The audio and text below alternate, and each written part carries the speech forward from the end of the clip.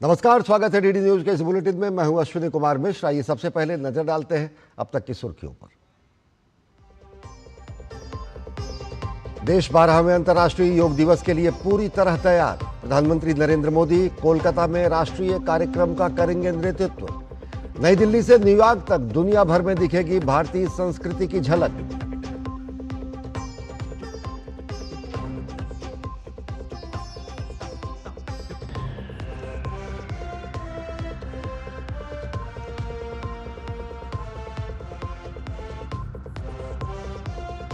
रविवार को होने वाले नीट यूजी पुनर्परीक्षा के लिए देश भर में कड़े प्रबंध।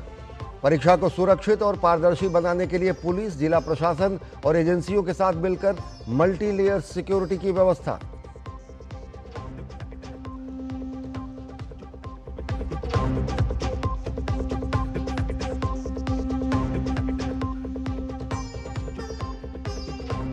रक्षा मंत्री राजनाथ सिंह का आतंकवादियों और उनके आकाओं को स्पष्ट संदेश। कहा, भारत अपनी सुरक्षा और संप्रभुता से किसी भी कीमत पर नहीं करेगा समझौता।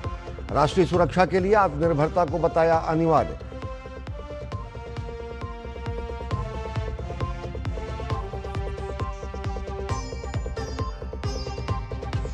अमेरिका ईरान समझौता प्रयासों को झटका। ईरान ने जहाजों की आवाजाही के लिए फिर बंद किया होर्मुज स्ट्रेट। दक्षिणी लेबनान में इजराइल की सैन्य कार्रवाई के विरोध में उठाया कदम।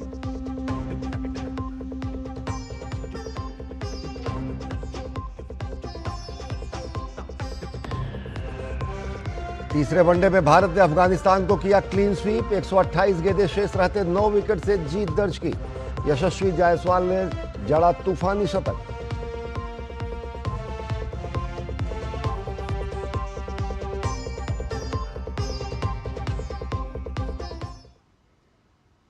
और अब देखते हैं खबरों को विस्तार से। 21 जून को प्रधानमंत्री नरेंद्र मोदी कोलकाता के दौरे पर रहेंगे, जहां वे 12वें अंतर्राष्ट्रीय योग दिवस के राष्ट्रीय कार्यक्रम का नेतृत्व करेंगे और 3 स्वदेशी युद्धपोतों को राष्ट्र को समर्पित भी करेंगे। ये दौरा भारत की स्वास्थ्य चेतना, आत्मनिर्भरता और समुद्री शक्ति का प्रतीक होगा। देखिए हमारी खास रिपोर्ट। 21 जून को कोलकाता राष्ट्रीय गौरव और वैश्विक संदेश का केंद्र बनने जा रहा है। प्रधानमंत्री नरेंद्र मोदी यहां 2 महत्वपूर्ण कार्यक्रमों में हिस्सा लेंगे। पहला 12वां अंतर्राष्ट्रीय योग दिवस समारोह, वहीं दूसरे कार्यक्रम में प्रधानमंत्री कोलकाता के श्यामा प्रसाद मुखर्जी बंदरगाह पर स्वदेशी रूप से डिजाइन और निर्मित 3 नौसैनिक जहाजों आईएनएस दूनागिरी, आईएनएस संशोधक और आईएनएस अग्रय का शुभारंभ करेंगे। सबसे पहले पीएम मोदी कोलकाता के रेड रोड से 12वें अंतर्राष्ट्रीय योग दिवस के राष्ट्रीय आयोजन का नेतृत्व करेंगे। प्रधानमंत्री सभा को संबोधित करेंगे और हजारों योग अभ्यासकर्ताओं के साथ कॉमन योग प्रोटोकॉल सत्र में भाग लेंगे। अंतर्राष्ट्रीय योग दिवस 2026 का विषय स्वस्थ वृद्धावस्था के लिए योग, शारीरिक स्वास्थ्य, मानसिक कल्याण, भावनात्मक दृढ़ता और सक्रिय वृद्धावस्था को बढ़ावा देने में योग की भूमिका पर प्रकाश डालता है, जिससे जीवन की गुणवत्ता में सुधार होता है। ये विषय विशेष रूप से जीवन प्रत्याशा में वृद्धि और स्वस्थ, सक्रिय और गरिमापूर्ण वृद्धावस्था पर बढ़ते जोर के इस युग में प्रासंगिक है। भारत की पहल पर वर्ष 2015 में संयुक्त राष्ट्र द्वारा शुरू किया गया ये अभियान आज वैश्विक जन आंदोलन बन चुका है। इसके बाद प्रधानमंत्री श्यामा प्रसाद मुखर्जी पोर्ट में 3 अत्याधुनिक स्वदेशी नौसैनिक प्लेटफॉर्म आईएनएस दूनागिरी, आईएनएस संशोधक और आईएनएस अग्रय को भारतीय नौसेना में शामिल करेंगे। भारतीय नौसेना के वॉरशिप डिजाइन ब्यूरो द्वारा डिजाइन और कोलकाता स्थित garden reach ship builders and engineers द्वारा निर्मित ये जहाज भारत की बढ़ती समुद्री क्षमता और रक्षा क्षेत्र में आत्मनिर्भरता का प्रतीक है। 75% से अधिक स्वदेशी सामग्री और 200 से अधिक एमएसएमई के योगदान से बने ये जहाज देश की समुद्री सुरक्षा और निगरानी क्षमता को नई मजबूती देंगे। एक और योग के माध्यम से स्वस्थ और संतुलित जीवन का वैश्विक संदेश, तो दूसरी ओर स्वदेशी युद्धपोतों के जरिए मजबूत होती भारत की समुद्री शक्ति। प्रधानमंत्री नरेंद्र मोदी का कोलकाता दौरा भारत के बढ़ते वैश्विक प्रभाव, आत्मनिर्भरता और विकास के संकल्प को नई पहचान देता है। कैमरा पर्सन मोहन मुकुट शर्मा और सुनील राणा के साथ मैं तापस भट्टाचार्य, दूरदर्शन समाचार, कोलकाता। अंतर्राष्ट्रीय योग दिवस के स्वागत में पश्चिम बंगाल उत्सव के रंग में रंग गया है। रविवार सुबह प्रधानमंत्री नरेंद्र मोदी कोलकाता के रेड रोड पर आयोजित मुख्य समारोह में शामिल होंगे। इससे पहले राज्य सरकार ने शनिवार शाम गंगा तट पर स्थित मिलेनियम पार्क में 3000 ड्रोन के साथ भव्य वंदे योगमय कार्यक्रम का आयोजन किया। गंगा के किनारे आयोजित प्रकाश और ड्रोन शो को देखने के लिए बड़ी संख्या में स्थानीय लोग जुटे। कार्यक्रम में बंगाल की समृद्ध सांस्कृतिक विरासत की झलक देखने को मिली। लोक कलाकारों की प्रस्तुतियां, संगीत, चित्रकला और विविध सांस्कृतिक आयोजनों ने माहौल को उत्सवमय बना दिया। जून महीने के शाम में कोलकाता ने मानो दुर्गा पूजा जैसा उल्लास महसूस किया है। वंदे योगमय के जरिए योग, संस्कृति और परंपरा का अनूठा संगम प्रस्तुत किया गया। ड्रोन शो देखने आए लोगों ने इस नए प्रयास की खूब सराहना की है। पहली बार हुआ है, न्यू इनिशिएटिव है, जो हो रहा है अच्छा हो रहा है। ऐसा और होना चाहिए, जो और लोग आके ऐसा पार्टिसिपेट। अच्छा लग रहा है बिकॉज ये पहली बार इंडिया में तो नहीं हो रहा है, बहुत ज़्यादा मतलब अलग स्टेट में हुआ है, अभी स्टेट में अभी नहीं हुआ है, तो हम लोगों को बहुत अच्छा लगा। एंड हम लोग ये चाह रहे हैं कि ये बार बार होता रहे, एक बार हो कि रुक ना जाए। काइंड ऑफ डिफरेंट एक्सपीरियंस, मतलब इसके पहले तो ऐसा कार्निवल और ऐसा शो हुआ नहीं, तो I really like it. Show के बारे में जितना बोलो इतना कम, इतना अच्छा मन छू गया। और हमारे जो सीएम और नया सरकार जो बैठा है उनका स्वागत है, उनका लिए हम शुभ सोचते हैं, अच्छा बने, अच्छा रहे, अच्छा उनको भी अच्छा हो, हमको भी अच्छा हो। बहुत अच्छा एक इनिशिएटिव है। हाँ, ये ऐसे प्रोग्राम्स और भी होने चाहिए। हाँ, पहले ऐसे नहीं होते थे, तो अभी इसको और भी प्रोत्साहन देना चाहिए। जितना प्रोत्साहन मिलेगा उतना लोगों को भी और भी तत्पर हो जाएंगे पूरे काम के लिए। और योगा का जो अवेयरनेस है वो बहुत इम्पोर्टेंट है सारे लोगों के लिए। और ये ड्रोन शो तो हम 21 जून को मनाया जाने वाला 12वां अंतर्राष्ट्रीय योग दिवस, इससे पहले देश और दुनिया में योग का उत्साह अब चरम पर है। दिल्ली से लेकर हैदराबाद, लखनऊ, भोपाल, मुंबई तक बड़े स्तर पर योग कार्यक्रम आयोजित किए जाएंगे, जबकि संयुक्त राष्ट्र मुख्यालय से लेकर अबू धाबी, बीजिंग और नौरू तक वैश्विक मंचों पर योगाभ्यास की गूंज सुनाई देगी। स्वास्थ्य, संतुलन और सामूहिक सहभागिता के संदेश के साथ ये आयोजन एक बार फिर योग को वैश्विक एकता के प्रतीक के रूप में अंतर्राष्ट्रीय स्तर पर स्थापित करेगा।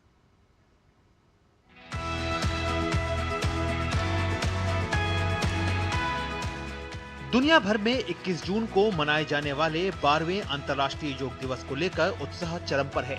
राजधानी दिल्ली से लेकर ग्रामीण क्षेत्रों तक देश भर में योग सत्र का आयोजन किया जा रहा है। विभिन्न राज्यों में प्रशासन, शैक्षणिक संस्थान, सामाजिक संगठन और योग संस्थाएं बड़े पैमाने पर कार्यक्रमों के आयोजन में जुटी हैं। अंतर्राष्ट्रीय योग दिवस से एक दिन पहले हैदराबाद में विशेष 24 घंटे का काउंटडाउन इवेंट का आयोजन किया गया। इस कार्यक्रम का नेतृत्व केंद्रीय मंत्री जी किशन रेड्डी ने किया, जबकि तेलंगाना के राज्यपाल शिव प्रताप शुक्ला मुख्य अतिथि के रूप में शामिल हुए। आंध्र प्रदेश के अमरावती में आयोजित योगांध्र कार्यक्रम में मुख्यमंत्री एन चंद्रबाबू नायडू और योग गुरु बाबा रामदेव ने विशेष योग सत्र में हिस्सा लिया। इस कड़ी में राजस्थान के मुख्यमंत्री भजनलाल शर्मा ने जयपुर स्थित मुख्यमंत्री आवास पर महिला पुलिस पेट्रोलिंग यूनिट की कर्मियों के साथ योगाभ्यास किया।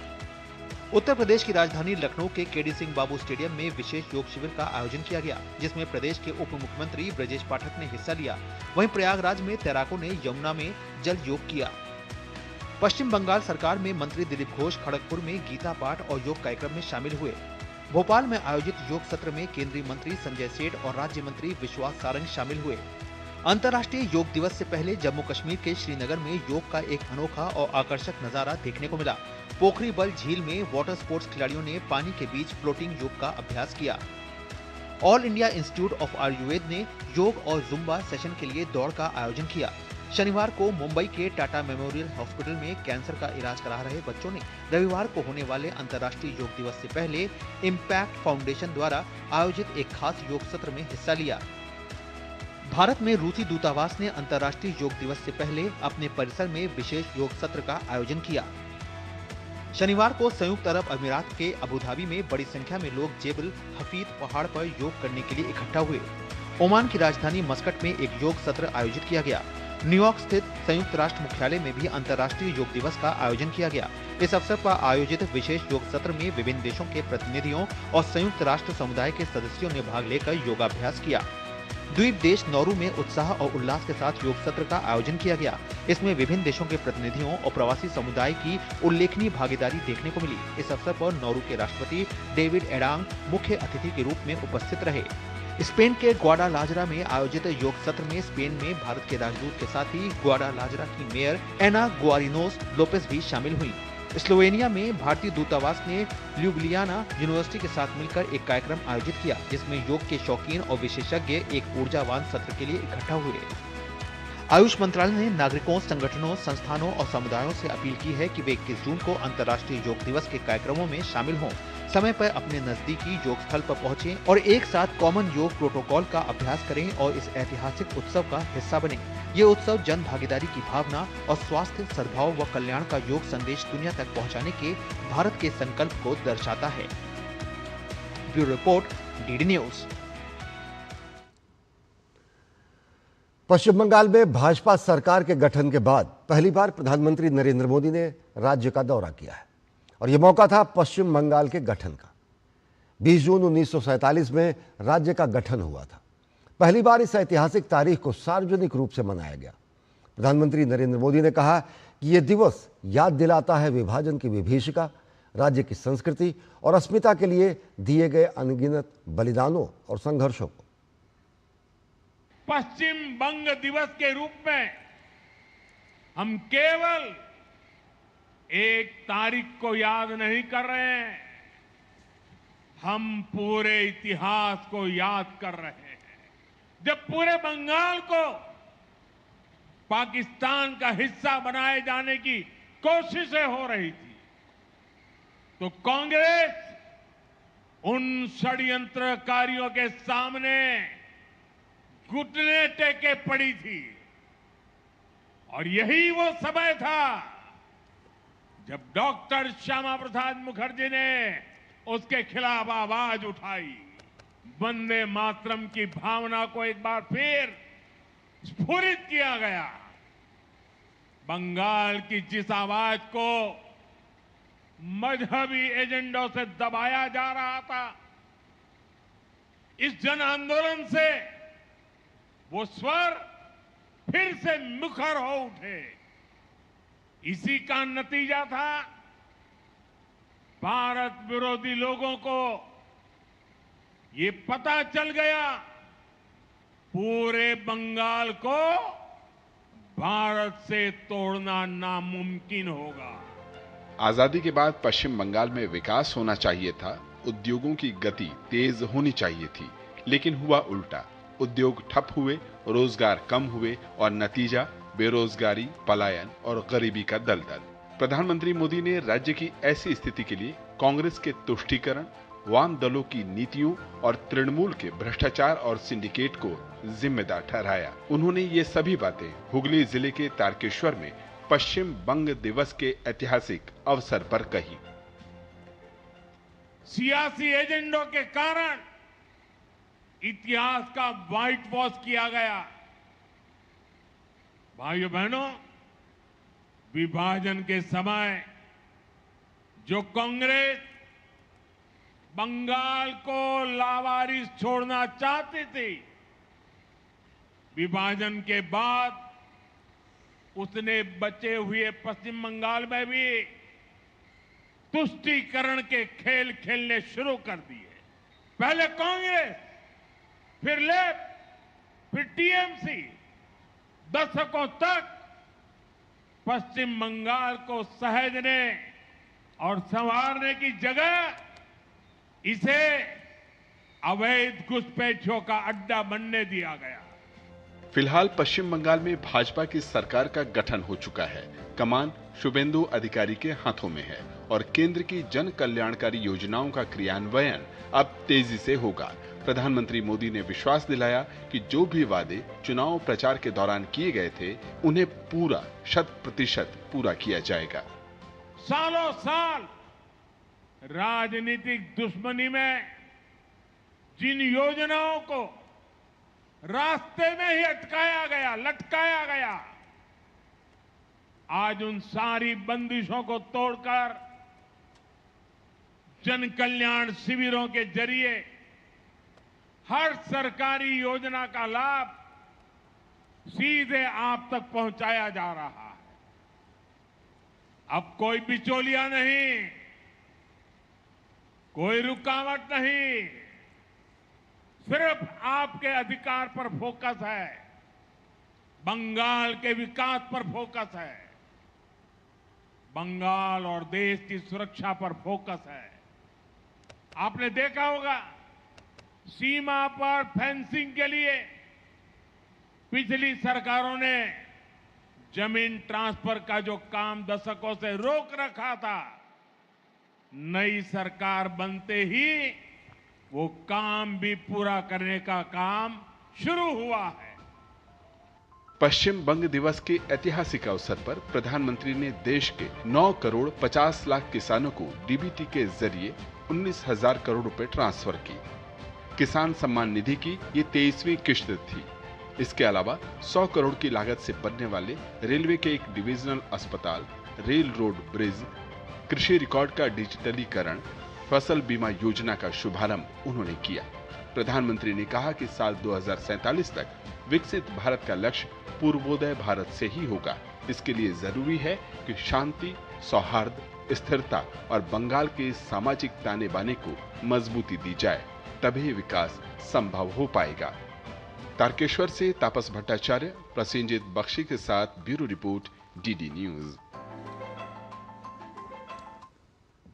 पश्चिम बंगाल दिवस एक ऐसा दिन जो केवल एक राज्य के गठन का स्मरण नहीं, बल्कि इतिहास के उस निर्णायक मोड़ को याद करने का अवसर है जब विभाजन की विभीषिका के बीच बंगाल के एक हिस्से ने भारत के साथ रहने की नीयति तय की।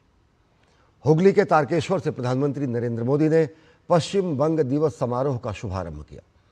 लेकिन पश्चिम बंगाल का जन्म कैसे हुआ, किन परिस्थितियों ने इसे आकार दिया और इस ऐतिहासिक प्रक्रिया में डॉक्टर श्यामा प्रसाद मुखर्जी की क्या भूमिका रही, देखिए हमारी खास रिपोर्ट।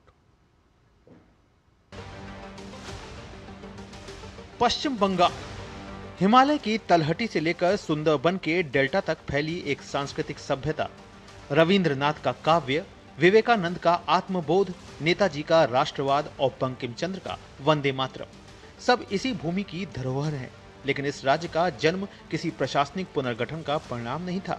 इसके पीछे था विभाजन का भय, सांप्रदायिक तनाव, राजनीतिक संघर्ष और अस्तित्व बचाने का एक कठिन निर्णय। सन 1946 द्वितीय विश्व युद्ध समाप्त हो चुका था। बंगाल में हुए प्रांतीय चुनावों में मुस्लिम लीग सत्ता में आई। लीग नेतृत्व पूरे बंगाल को प्रस्तावित पाकिस्तान का हिस्सा बनाना चाहता था। इसी दौर में कोलकाता और नोआखाली की हिंसा ने बंगाल के सामाजिक ताने बाने को गहरे तक झकझोर दिया। ऐसे समय में डॉक्टर श्यामा प्रसाद मुखर्जी ने एक अलग राह चुनी। वे अखंड भारत के प्रबल समर्थक थे, लेकिन उन्होंने समझ लिया था कि अगर विभाजन अवश्यंभावी है तो बंगाल के हिंदू बहुल क्षेत्रों को भारत के भीतर सुरक्षित रखना भी आवश्यक है। मार्च 1947 में उन्होंने एक विस्तृत दस्तावेज जारी कर स्पष्ट किया कि पश्चिम बंगाल की मांग किसी विभाजनकारी राजनीति का समर्थन नहीं, बल्कि बंगाल के एक हिस्से को पाकिस्तान के अधीन जाने से बचाने का प्रयास है। 4 से 6 अप्रैल 1947 हुगली जिले का तारकेश्वर बंगीय प्रांतीय हिंदू महासभा के सम्मेलन में पहली बार औपचारिक रूप से प्रस्ताव पारित हुआ कि बंगाल के हिंदू बहुल क्षेत्रों को भारत के अंतर्गत एक पृथक प्रांत के रूप में गठित किया जाए। इसके कुछ ही सप्ताह बाद इतिहास ने निर्णायक करवट ली। 3 जून 1947 को माउंटबेटन योजना घोषित हुई और 20 जून को बंगाल विधानसभा में वो ऐतिहासिक मतदान हुआ जिसने बंगाल की भावी सीमाओं का निर्धारण किया। इसी निर्णय के आधार पर रेड क्लिफ रेखा खींची गई। पूर्वी बंगाल पाकिस्तान का हिस्सा बना, जो बाद में बांग्लादेश बना, जबकि पश्चिम बंगाल भारतीय संघ का अभिन्न अंग बनकर उभरा। इस ऐतिहासिक निर्णय की स्मृति में अब 20 जून को पश्चिम बंग दिवस के रूप में मनाया जा रहा है। आज पश्चिम बंग दिवस केवल अतीत का स्मरण नहीं, बल्कि उस ऐतिहासिक संकल्प को नमन है जिसने विभाजन की वेदना के बीच एक नई पहचान, एक सांस्कृतिक अस्मिता और भारतीय राष्ट्रवाद के एक महत्वपूर्ण अध्याय को जन्म दिया। प्रधानमंत्री नरेंद्र मोदी ने कहा कि पूर्वी भारत कांग्रेस के शासनकाल के दौरान पिछड़ा हुआ रहा और अब यह प्रगति और विकास के प्रवेशद्वार के रूप में उभर रहा है। राष्ट्रपति के साथ ओडिशा में मयूरभंज जिले के रायरंगपुर में 47,600 करोड़ रुपए से अधिक की परियोजनाओं का शिलान्यास और लोकार्पण करने के बाद प्रधानमंत्री नरेंद्र मोदी ने एक जनसभा को संबोधित किया। उन्होंने कहा कि राज्य विकास के मार्ग पर तेजी से आगे बढ़ रहा है और कल्याणकारी योजनाएं गरीबों के जीवन में बदलाव ला रही हैं। ओडिशा में भाजपा सरकार के 2 साल पूरे होने पर 47,600 करोड़ रुपए से अधिक के विभिन्न परियोजनाओं का उद्घाटन और शिलान्यास किया गया। मयूरभंज के रायरंगपुर में आयोजित इस कार्यक्रम में राष्ट्रपति द्रौपदी मुर्मू के साथ प्रधानमंत्री नरेंद्र मोदी ने मंच साझा किया, जहां से राज्य को ऊर्जा, औद्योगिक अवसंरचना, सड़क संपर्क, पेयजल, स्वास्थ्य, शिक्षा, पर्यटन और सिंचाई सहित प्रमुख परियोजनाएं जनता की सुविधा के लिए सौंपी गई। इस मौके पर राष्ट्रपति द्रौपदी मुर्मू ने जनजातीय समाज की प्रतिभा और उनके सर्वांगीण विकास पर विशेष जोर दिया। वहीं प्रधानमंत्री नरेंद्र मोदी ने राष्ट्रपति को जन्मदिन की बधाई दी और कहा कि सरकार राज्य के संसाधनों को संभावनाओं में बदल रही है। हमारी सरकार उड़ीसा के संसाधनों को उड़ीसा की संभावनाओं में बदल रही है। उड़ीसा में बड़ा निवेश आए, यहां नए उद्योग लगे, इसके लिए उत्कर्ष ओडिशा जैसे अभियान चलाए जा रहे हैं। इसके तहत अब तक करीब 20 लाख करोड़ रुपए के निवेश प्रस्ताव मिल चुके हैं। 3.5 लाख करोड़ रुपए से ज्यादा की अनेक मेगा परियोजनाओं पर भी काम चल रहा है। उद्योगों के लिए अनुकूल वातावरण बने, इसके लिए उड़ीसा के समग्र विकास पर ध्यान दिया जा रहा है। प्रधानमंत्री नरेंद्र मोदी ने डबल इंजन सरकार की विशेषता का जिक्र करते हुए कहा कि वो खुद जनता तक पहुंचती है। उन्होंने कहा कि सरकार का प्रयास है कि सामान्य नागरिक को किसी समस्या के समाधान के लिए अनावश्यक चक्कर न लगाने पड़े। आदिवासी समाज के उत्थान के लिए युवाओं को शिक्षा और रोजगार के अवसरों से जोड़ने पर प्रधानमंत्री ने विशेष बल दिया। उन्होंने कहा कि आदिवासी समाज के बच्चों की पढ़ाई के लिए देश में करीब 500 एकलव्य मॉडल स्कूल खोले गए हैं। हमारी सरकार ने जनजातीय विकास को बहुत प्राथमिकता दी। हमने ऐसे इलाकों को सुविधाओं से जोड़ने के लिए धरती आबा जनजातीय ग्राम उत्कर्ष अभियान शुरू किया। इसके तहत स्वास्थ्य, शिक्षा, सड़क, आवास से जुड़े विभाग मिलकर के सर्वांगीण विकास के लिए काम कर रहे हैं, ताकि वहां रहने वाले लोगों की कठिनाइयां दूर हो सके। इसी तरह पीएम जनमन अभियान तो राष्ट्रपति जी के साथ हुई चर्चाओं का, उनके मार्गदर्शन का ही परिणाम है। ये विशेष रूप से देश के ऐसे जनजातीय समूहों के लिए हैं जो जनजातीय समुदाय में भी सबसे पीछे रह गए। इससे पहले राष्ट्रपति द्रौपदी मुर्मू के साथ प्रधानमंत्री नरेंद्र मोदी ने मयूरभंज के पहाड़पुर गांव का दौरा किया। उन्होंने संथाली जहेरा और जहेरा के पवित्र उपवनों, कौशल केंद्र और पहाड़पुर स्कूल में पूजा अर्चना की। इस यात्रा के दौरान जनजातीय और ग्रामीण क्षेत्रों में शैक्षिक अवसरों को मजबूत करने, कौशल विकास और सामाजिक आर्थिक सशक्तिकरण के लिए चल रहे प्रयासों पर प्रकाश डाला गया। राष्ट्रपति द्रौपदी मुर्मू के जन्मदिन के अवसर पर आयोजित इस दौरे के लिए प्रधानमंत्री नरेंद्र मोदी ने उनके प्रति अपना आभार व्यक्त किया और इस बात का ऐलान किया कि यह गांव अब सूर्य ग्राम के रूप में विकसित किया जाएगा। ब्यूरो इनपुट के साथ पहाड़पुर से ऋषि कुमार और रायरंगपुर से निशांत राय की रिपोर्ट, डीडी न्यूज। कल यानी रविवार को देश भर में नीट यूजी 2026 की पुनर्परीक्षा होगी। पिछले साल पेपर लीक विवाद के बाद इस बार एनटीए के लिए ये केवल परीक्षा भर नहीं है, बल्कि विश्वसनीयता की भी परीक्षा है। प्रश्नपत्रों की ढुलाई से लेकर लाइव मॉनिटरिंग तक, सॉल्वर गैंग से लेकर सोशल मीडिया पर फैल रहे अफवाहों तक, व्यवस्था ऐसी बनाई गई है कि किसी भी स्तर पर सेंध लगाने की गुंजाइश न रहे। देखिए हमारी खास रिपोर्ट। रविवार दोपहर 2 बजे देश भर के 5,500 से अधिक परीक्षा केंद्रों पर नीट यूजी री एग्जाम शुरू होगा।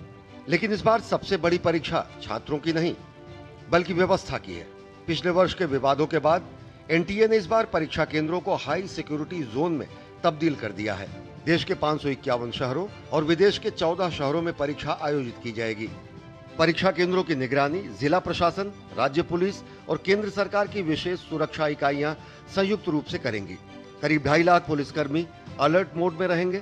674 सिटी कोऑर्डिनेटर, 6,669 पर्यवेक्षक और केंद्र अधीक्षक परीक्षा संचालन पर करीबी नजर रखेंगे। प्रश्न पत्रों और उत्तर पुस्तिकाओं की सुरक्षा की जिम्मेदारी लगभग 15,000 अर्धसैनिक बलों को सौंपी गई है। संवेदनशील इलाकों तक परीक्षा प्रश्न पत्र पहुंचाने के लिए पहली बार भारतीय वायुसेना के हेलीकॉप्टरों की मदद ली गई है। तकनीकी सुरक्षा को भी कई स्तरों पर मजबूत किया गया है। देश भर में 1.5 लाख अधिक सीसीटीवी कैमरे लगाए गए हैं। परीक्षा केंद्रों पर 15,000 जैमर लगाए गए हैं ताकि मोबाइल, ब्लूटूथ और अन्य इलेक्ट्रॉनिक उपकरणों के जरिए नकल की किसी भी कोशिश को रोका जा सके। एनटीए मुख्यालय और विशेष कंट्रोल रूम से सभी परीक्षा केंद्रों की लाइव मॉनिटरिंग होगी। किसी भी केंद्र से गड़बड़ी की सूचना मिलने पर तत्काल कार्रवाई की जाएगी।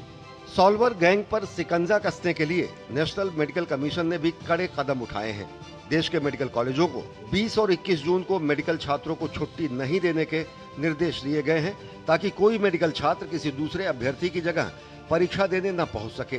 खुफिया एजेंसियां संदिग्ध सोशल मीडिया नेटवर्क, टेलीग्राम और व्हाट्सएप ग्रुप पर लगातार नजर रखे हुए हैं। जयपुर समेत कई शहरों में संदिग्ध लोगों से पूछताछ भी की गई है। एनटीए ने छात्रों से अपील की है कि सोशल मीडिया पर वायरल हो रहे कथित पेपर लीक के दावों पर कतई भरोसा न करें। पीआईबी फैक्ट चेक ऐसे दावों को पहले ही फर्जी करार दे चुका है। रविवार को परीक्षा 2 बजे से शाम 5:15 तक चलेगी। छात्रों को सुबह 11 बजे से प्रवेश मिलना शुरू हो जाएगा और दोपहर 1:30 के बाद किसी भी अभ्यर्थी को केंद्र में प्रवेश नहीं दिया जाएगा। Mobile phone, smart watch, earphone और अन्य इलेक्ट्रॉनिक उपकरण पूरी तरह प्रतिबंधित रहेंगे। इस बार एनटीए का दावा है कि नीट यूजी री एग्जाम केवल निष्पक्ष ही नहीं होगा बल्कि देश में आयोजित होने वाली सबसे अधिक निगरानी वाली परीक्षाओं में से एक होगा। Bureau report, DD news. NEET UG 2026 के रे एग्जाम से पहले नागपुर के एक अभ्यर्थी को अबू धाबी में परीक्षा केंद्र आवंटित किए जाने के मामले पर एनटीए ने स्पष्ट किया है कि परीक्षा शहर में बदलाव उम्मीदवार के अपने लॉगिन के जरिए किया गया था। हालांकि छात्र के अनुरोध पर केंद्र को दोबारा नागपुर स्थानांतरित कर दिया गया। राष्ट्रीय परीक्षा एजेंसी ने बताया कि 21 जून को होने वाली री एग्जाम के लिए परीक्षा शहर बदलने की सुविधा दोबारा दी गई थी, जिसका लाभ करीब 3,20,000 अभ्यर्थियों ने उठाया। एनटीए के मुताबिक 99.5% से अधिक उम्मीदवारों को उनकी पसंद का परीक्षा शहर आवंटित किया गया। एजेंसी का दावा है कि संबंधित अभ्यर्थियों के लॉगिन से एक बार परीक्षा केंद्र अबू धाबी में बदला गया और 2 बार उस केंद्र का प्रीव्यू भी देखा गया। इसके बावजूद 19 जून की शाम अभ्यर्थी के परिवार की ओर से नागपुर में केंद्र देने के अनुरोध मिलने पर एनटीए ने तत्काल कार्रवाई की। एजेंसी ने अभ्यर्थी के पिता से संपर्क कर औपचारिक प्रक्रिया पूरी कराई और परीक्षा केंद्र नागपुर में आवंटित कर दिया। एनटीए का कहना है कि उसकी प्राथमिकता ये सुनिश्चित करना है कि किसी भी प्रशासनिक शंका या विवाद के कारण कोई भी अभ्यर्थी परीक्षा से वंचित न रह जाए। इसी स्टूडेंट फर्स्ट दृष्टिकोण के तहत केंद्र के परिवर्तन के अनुरोध को स्वीकार किया गया।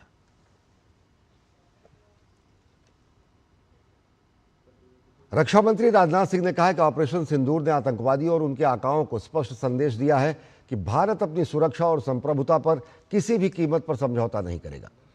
शिलांग में पूर्वी वायु कमान मुख्यालय में जवानों और वायुसेना अधिकारियों को संबोधित करते हुए रक्षा मंत्री ने कहा कि भारतीय सशस्त्र बलों की क्षमता, सतर्कता और दृढ़ संकल्प ने एक बार फिर दुनिया के सामने भारत की बढ़ती ताकत का प्रदर्शन किया है। उन्होंने कहा कि ऑपरेशन सिंदूर की सफलता आत्मनिर्भर भारत की दिशा में प्रधानमंत्री नरेंद्र मोदी के नेतृत्व में किए गए प्रयासों का प्रमाण भी है। रक्षा मंत्री रविवार को अंतर्राष्ट्रीय योग दिवस के अवसर पर शिलांग में पूर्वी वायु कमान मुख्यालय में तैनात वायु योद्धाओं और सैनिकों के साथ योग कार्यक्रम में हिस्सा लेंगे। हमने ऑपरेशन सिंदूर के माध्यम से आतंकियों और उनके हुक्मरानों को यह दिखा दिया है और बता भी दिया है कि भारत अपनी सुरक्षा और संप्रभुता के प्रति किसी भी प्रकार का समझौता किसी भी सूरत में नहीं करेगा। और हमारी सेनाओं की क्षमता, सतर्कता और दृढ़ संकल्प ने एक बार फिर पूरे विश्व के सामने भारत की शक्ति का परिचय कराया। रक्षा मंत्री राजनाथ सिंह ने राष्ट्रीय सुरक्षा के लिए आत्मनिर्भरता को अनिवार्य बताते हुए कहा कि भारत को अपनी सुरक्षा अपनी शर्तों पर सुनिश्चित करने के लिए रक्षा क्षेत्र में स्वदेशी क्षमता विकसित करनी होगी। शिलांग में पूर्वी वायु कमान मुख्यालय में जवानों से बातचीत के दौरान उन्होंने कहा कि प्रधानमंत्री नरेंद्र मोदी के नेतृत्व में आत्मनिर्भर भारत की दिशा में उठाए गए कदमों ने देश की सामरिक क्षमता को मजबूती दी है। रक्षा मंत्री ने ऑपरेशन सिंदूर को आत्मनिर्भर भारत की सफलता का महत्वपूर्ण उदाहरण बताया। जब हम आत्मनिर्भर रहेंगे तभी हम अपने दम पर अपनी सुरक्षा इंश्योर कर पाएंगे। और आत्मनिर्भरता की ओर किए गए हमारे प्रयासों का ही नतीजा था कि हमारा ऑपरेशन सिंदूर सफल रहा है। मैं आप सबको बधाई देता हूं। रक्षा मंत्री राजनाथ सिंह ने कहा कि बदलते वैश्विक परिदृश्य में केवल पारंपरिक सैन्य तैयारी पर्याप्त नहीं है।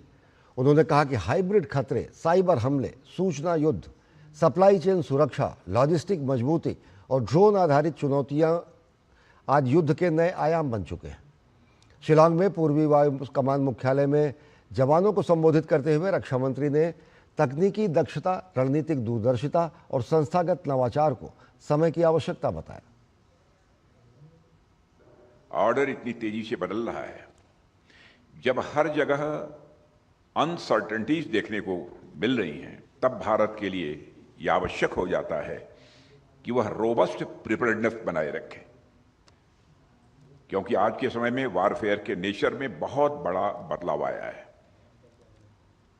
और आज hybrid threats, cyber challenges, information warfare, logistics resilience, supply chain security और ड्रोन्स भी बड़े इंपॉर्टेंट फैक्टर बनकर हम सबके सामने आए हैं।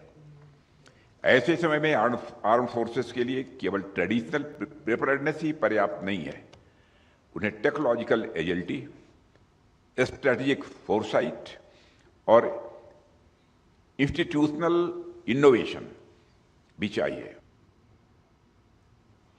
रक्षा मंत्री राजनाथ सिंह ने पूर्वोत्तर क्षेत्र को भारत की सुरक्षा, समृद्धि और रणनीतिक शक्ति का महत्वपूर्ण स्तंभ बताया।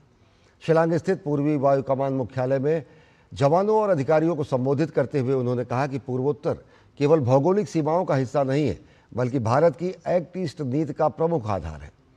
रक्षा मंत्री ने कहा कि वैश्विक मंच पर भारत की मजबूत स्थिति ने पूर्वोत्तर क्षेत्र के सामरिक महत्व को और बढ़ा दिया है। जब हम ईस्टर्न रीजन की बात करते हैं तो उसमें नॉर्थ ईस्ट एक इंपॉर्टेंट एस्पेक्ट के रूप में हमारे सामने आता है। और नॉर्थ ईस्ट केवल हमारी भौगोलिक सीमाओं का एक हिस्सा भर नहीं है, बल्कि वह भारत की सिक्योरिटी, प्रॉस्पेरिटी और स्ट्रेटेजिक पावर का एक अत्यंत महत्वपूर्ण पिलर है। और मैं मानता हूं कि यह क्षेत्र भारत की एक्ट ईस्ट पॉलिसी का भी इंपॉर्टेंट कंपोनेंट है। आज जब भारत वैश्विक स्तर पर अपनी भूमिका को और अधिक सशक्त बना रहा है, तब नॉर्थ ईस्ट का महत्व और भी बढ़ गया है। पाकिस्तान के राष्ट्रपति की हालिया टिप्पणियों पर भारत ने कड़ी प्रतिक्रिया दी है और इसे पूरी तरह निराधार और अनुचित बताया है। विदेश मंत्रालय ने स्पष्ट किया कि पाकिस्तान को भारत के आंतरिक मामलों पर टिप्पणी करने का कोई अधिकार नहीं है। शनिवार को आधिकारिक प्रवक्ता रणधीर जायसवाल ने मीडिया के सवालों के जवाब में कहा कि भारत ऐसी अनावश्यक टिप्पणियों को सिरे से खारिज करता है और इन्हें स्वीकार नहीं किया जा सकता। विदेश मंत्रालय ने पाकिस्तान के मानवाधिकार रिकॉर्ड पर गंभीर सवाल उठाते हुए कहा कि विभिन्न धर्मों के अल्पसंख्यक लोगों के उत्पीड़न और उनके खिलाफ व्यवस्थित भेदभाव का उसका लंबा इतिहास पूरी दुनिया के सामने है। बयान में कहा गया कि मानवाधिकार के मामले में पाकिस्तान का रिकॉर्ड बेहद खराब रहा है और ये वैश्विक स्तर पर चिंता का विषय बना हुआ है। भारत ने यह भी कहा कि पाकिस्तान के राष्ट्रपति की टिप्पणियां एक सुनियोजित राजनीतिक हमला है जो कट्टरता और नफरत पर आधारित उसकी नीतियों से प्रेरित है। विदेश मंत्रालय ने दोहराया कि भारत अपने आंतरिक मामलों में किसी भी तरह की बाहरी टिप्पणी या हस्तक्षेप स्वीकार नहीं करता और राष्ट्रीय हितों की रक्षा के लिए प्रतिबद्ध है।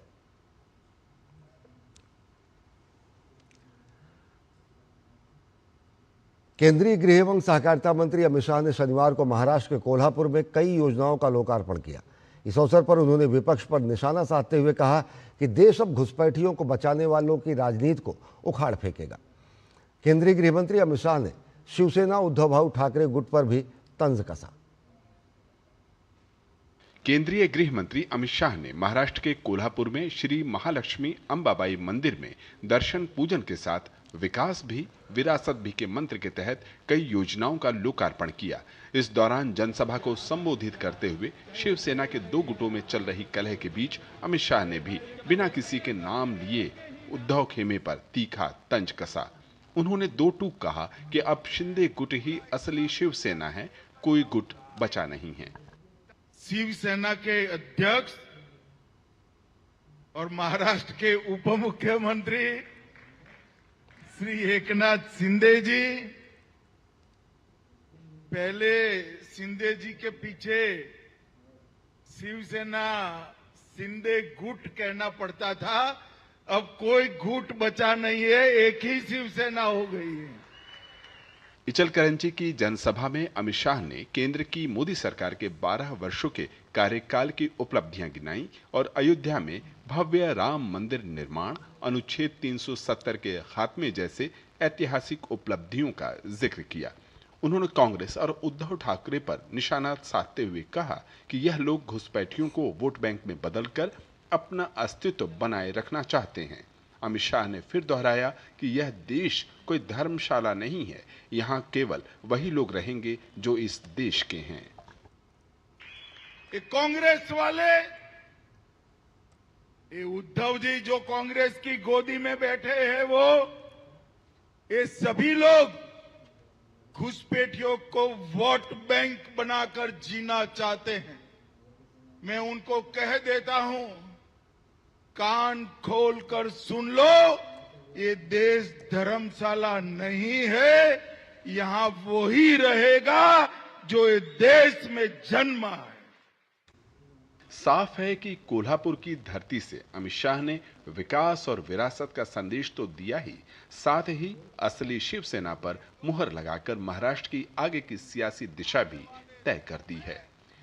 कोल्हापुर से शिशिर सेलार और इचलकरंजी से योगेश सीतल की रिपोर्ट, डीडी न्यूज।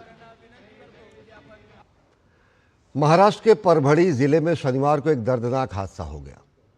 मानवत तालुका के यशवाड़ी गांव स्थित त्रिमूर्ति हनुमान मंदिर के निर्माणाधीन गर्भगृह का एक हिस्सा अचानक ढह गया, जिसमें 5 श्रद्धालुओं की मौत हो गई और 40 से 50 लोग घायल हो गए। हादसा उस समय हुआ जब शनिवार के धार्मिक आयोजन के कारण बड़ी संख्या में श्रद्धालु मंदिर में मौजूद थे। बताया जा रहा है कि निर्माणाधीन गर्भगृह में पत्थरों का इस्तेमाल किया जा रहा था और इसी दौरान उसका एक हिस्सा भरभरा कर गिर गया और कई श्रद्धालु मलबे के नीचे दब गए। घटना के बाद स्थानीय लोगों, प्रशासन और बचाव दलों ने तत्काल राहत एवं बचाव अभियान शुरू किया। घायलों को जिला अस्पताल और आरपी अस्पताल में भर्ती कराया गया। परभणी के जिलाधिकारी संजय सिंह चौहान ने घटनास्थल का दौरा कर स्थिति का जायजा लिया। प्रशासन ने हादसे के कारणों की जांच शुरू कर दी है। मुख्यमंत्री देवेंद्र फडणवीस ने हादसे पर गहरा दुख जताते हुए मृतकों के परिजनों को 5 लाख रुपए सहायता राशि देने की घोषणा की है।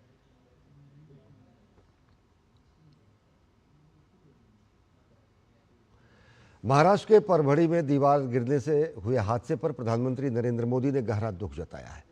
प्रधानमंत्री कार्यालय ने सोशल मीडिया प्लेटफॉर्म एक्स पर लिखा, महाराष्ट्र के परभणी में दीवार गिरने से हुई लोगों की मौत बेहद दुखद है। मेरी संवेदनाएं उन लोगों के साथ हैं जिन्होंने इस हादसे में अपनों को खोया है। हम घायलों के शीघ्र स्वस्थ होने की कामना करते हैं।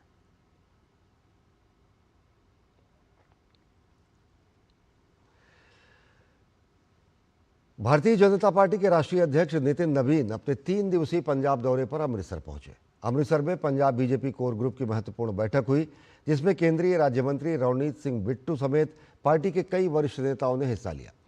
बैठक के बाद नितिन नवीन श्री हरमंदिर साहब मत्था टेकने पहुंचे। इस दौरान पंजाब बीजेपी अध्यक्ष केवल सिंह ढिल्लो और पार्टी के अन्य वरिष्ठ नेता भी मौजूद रहे। बीजेपी के राष्ट्रीय अध्यक्ष बनने के बाद नितिन नवीन का ये पहला पंजाब दौरा है। राज्य में पार्टी संगठन को मजबूत करने, आगामी विधानसभा चुनाव और पंजाब में बीजेपी के विस्तार को लेकर इस दौरे को बेहद अहम माना जा रहा है।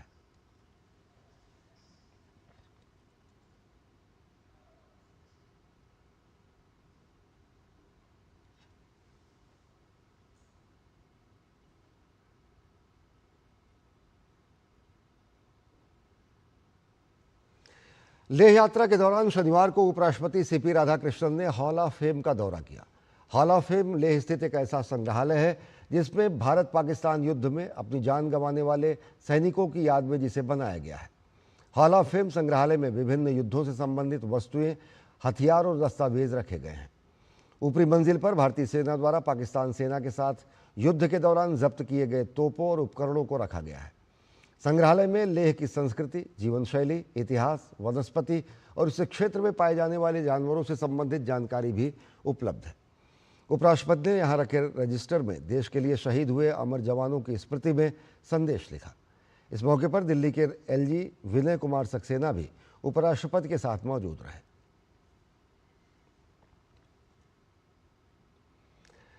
लेह के 3 दिवसीय दौरे के दौरान उपराष्ट्रपति सीपी राधाकृष्णन ने शनिवार को सिंधु घाट दर्शन किया और सिंधु नदी की पूजा अर्चना की। इस मौके पर उपराष्ट्रपति के सम्मान में स्थानीय कलाकारों ने लद्दाख के प्रसिद्ध शाही लोक नृत्य शॉन्डोल को प्रस्तुत किया।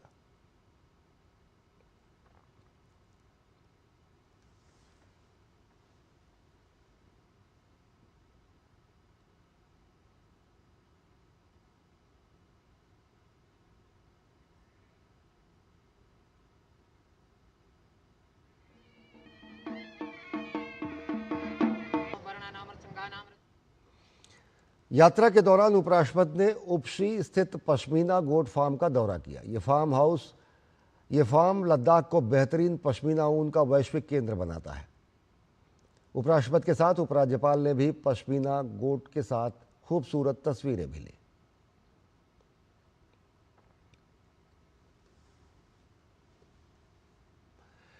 केंद्रीय वित्त मंत्री निर्मला सीतारमण मेघालय के दौरे पर हैं। वित्त मंत्री ने शनिवार को जवाई नर्तियांग कडियाब खंडुली सड़क परियोजना का उद्घाटन किया। करीब 60 किलोमीटर लंबी इस सड़क परियोजना का निर्माण न्यू डेवलपमेंट बैंक के वित्त पोषण से किया गया है। उद्घाटन समारोह का आयोजन वेस्ट जयंतिया हिल्स जिले के वहियाजेर मल्टी स्पोर्ट्स कॉम्प्लेक्स स्टेडियम में किया गया। इस अवसर पर मेघालय के उप मुख्यमंत्री सियाओ भालुलंधर, खेल मंत्री, शिक्षा मंत्री तथा कई अन्य गणमान्य व्यक्ति मौजूद रहे।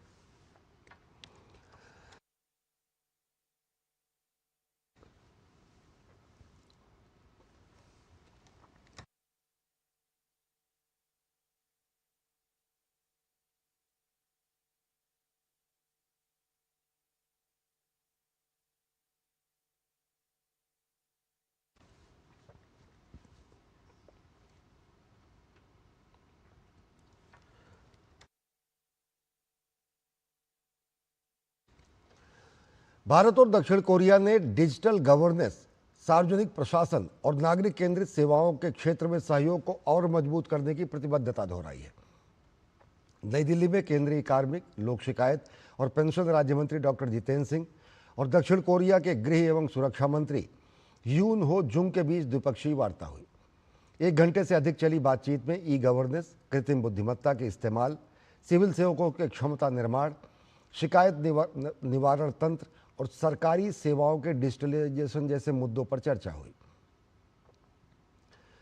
डॉक्टर जितेंद्र सिंह ने प्रधानमंत्री नरेंद्र मोदी के नेतृत्व में भारत में डिजिटल शासन में हुई उल्लेखनीय प्रगति का जिक्र किया और सीपी ग्राम्स और डिजिटल लाइफ सर्टिफिकेट जैसे पहलों को पारदर्शी और नागरिक सुविधा बढ़ाने वाला बताया।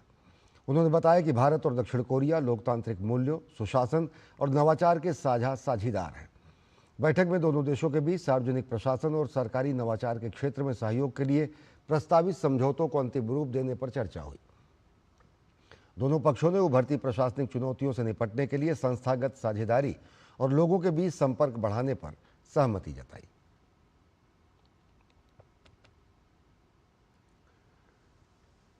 ईरान ने इजराइल द्वारा दक्षिणी लेबनान में जारी सैन्य कार्रवाई के विरोध में रणनीतिक रूप से महत्वपूर्ण स्ट्रेट ऑफ हॉर्मुज को जहाज़ों की आवाजाही के लिए बंद करने की घोषणा की है।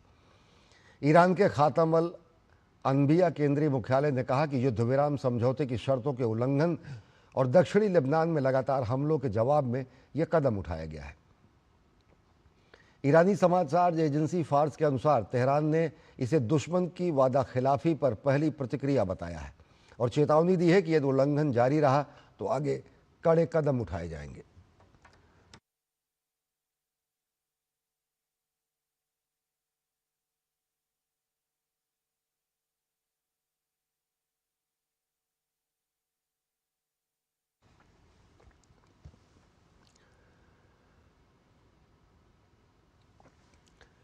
और बात क्रिकेट की, भारत के यशस्वी जायसवाल के शतक और रोहित शर्मा के अर्धशतक की मदद से अफगानिस्तान को तीसरे वनडे में 9 विकेट से करारी शिकस्त मिली है।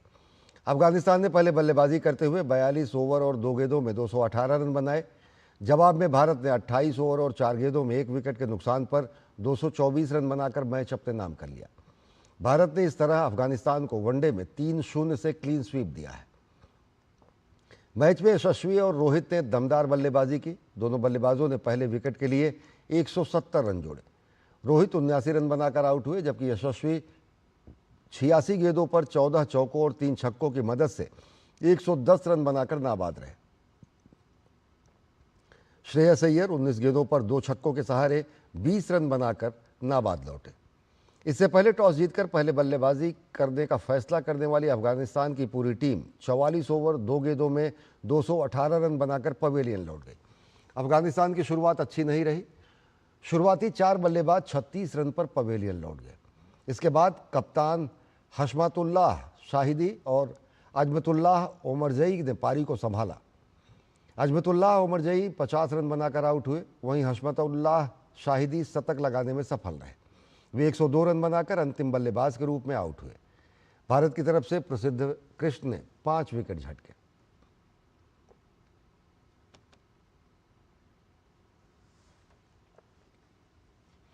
आईसीसी महिला टी20 विश्व कप के एक अहम मुकाबले में रविवार को भारतीय महिला टीम का अगला मुकाबला दक्षिण अफ्रीका से होगा। लगातार 2 बड़ी जीत के बाद टीम इंडिया पूरे आत्मविश्वास के साथ मैदान में उतरेगी, लेकिन उसके सामने एक ऐसी बड़ी टीम होगी जो बड़े टूर्नामेंटों में चुनौती करने के लिए जानी जाती है। भारत के लिए यह मुकाबला सिर्फ 2 अंक हासिल करने का नहीं है, बल्कि ग्रुप में अपनी स्थिति मजबूत करने और सेमीफाइनल के लिए मजबूती से कदम बढ़ाने का भी है।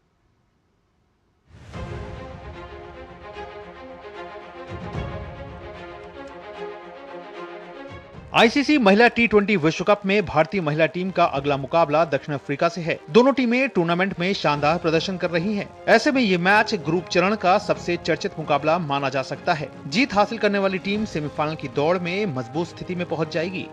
भारत ने अपने पहले 2 मुकाबलों में दमदार प्रदर्शन किया। टीम ने पाकिस्तान को 64 रन से हराने के बाद नीदरलैंड्स को 95 रन के बड़े अंतर से शिकस्त दी। भारतीय टीम का नेट रन रेट ग्रुप में सर्वश्रेष्ठ टीमों में शामिल है। बल्लेबाजी में स्मृति मंधाना और शेफाली वर्मा की सलामी जोड़ी विपक्षी गेंदबाजों पर लगातार दबाव बना रही हैं। मंधाना टूर्नामेंट में अब तक शानदार लय में दिखी हैं। पहले मैच में पाकिस्तान के खिलाफ उन्होंने अर्धशतकीय पारी खेली थी। इसके बाद नीदरलैंड्स के खिलाफ भी 74 रन की तेज पारी खेलकर टीम को अच्छी शुरुआत दी, जबकि शेफाली वर्मा ने भी नीदरलैंड्स के खिलाफ 55 रन की पारी खेली। कप्तान हरमनप्रीत कौर और जेमिमा रॉड्रिक्स मध्य क्रम को मजबूती दे रही हैं। गेंदबाजी में भारत की सबसे बड़ी ताकत स्पिन विभाग की है। दीप्ति शर्मा ने पिछले 2 मैचों में किफायती गेंदबाजी करते हुए अहम विकेट निकाले हैं। पाकिस्तान के खिलाफ उन्होंने 5 विकेट लेकर टीम की जीत में अहम भूमिका निभाई थी। वहीं रेणुका सिंह नई गेंद से विपक्षी बल्लेबाजों को लगातार परेशान कर रही हैं। हालांकि फील्डिंग में टीम को काफी सुधार की जरूरत होगी। वहीं दूसरी ओर दक्षिण अफ्रीका भी बेहतरीन फॉर्म में है। कप्तान लारा वोलवार्ड की टीम की बल्लेबाजी की धुरी है। उनके अलावा ताजमिन ब्रिट्स और माइजान कैफ जैसे अनुभवी खिलाड़ी किसी भी समय मैच का रुख बदल सकती हैं। दक्षिण अफ्रीका की टीम पिछले कुछ वर्षों में आईसीसी टूर्नामेंटों में लगातार अच्छा प्रदर्शन कर रही है और 2023 महिला टी20 विश्व कप की फाइनलिस्ट भी रह चुकी है। टीम को पहले मैच में ऑस्ट्रेलिया के खिलाफ हार मिली थी। हालांकि दूसरे मैच में अफ्रीकी टीम ने शानदार वापसी करते हुए पाकिस्तान को हराने में सफलता पाई। अगर दोनों टीमों के हालिया टी20 रिकॉर्ड की बात करें तो भारत और दक्षिण अफ्रीका के बीच मुकाबला बेहद करीबी रहा है। हालांकि भारतीय टीम ने पिछले कुछ वर्षों में घरेलू और तटस्थ परिस्थितियों में बेहतर प्रदर्शन किया है। वनडे विश्व कप के फाइनल में टीम इंडिया ने अफ्रीकी टीम को हराकर पहली बार खिताब अपने नाम किया था। भारत की बल्लेबाजी इस समय अधिक संतुलित दिख रही है, जबकि दक्षिण अफ्रीका अपनी तेज गेंदबाजी के दम पर चुनौती पेश करना चाहेगा। Sports desk, DD news. और अब खबरें फुटबॉल विश्व कप से।